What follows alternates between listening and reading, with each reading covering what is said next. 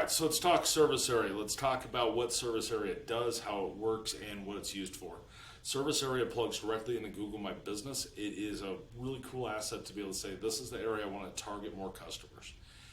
Service area, I got asked the question yesterday by one of our members, what does it mean? Should I change it often? I wouldn't change it very often. I don't think it has any value. You can change it, but it doesn't have any value. A lot of people come in and they say, you know, I want to target people in this certain city,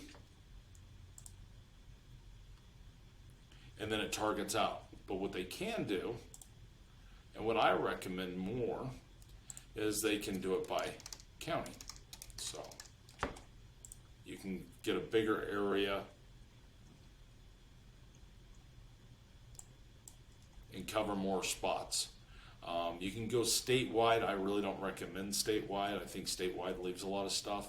You can also come in and target in by zip code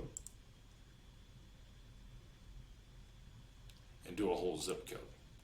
So once you build out that service area, I would either use zip codes or counties to build it out unless you're very city specific. For us, we're testing a new system for what does it mean if we say United States.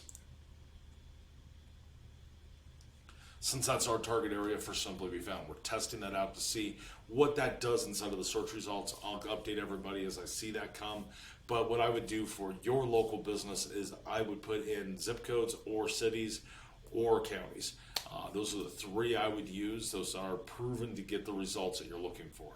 Hopefully this video helps and lets you be able to get found by even more customers simply with Simply Be Found's marketing platform.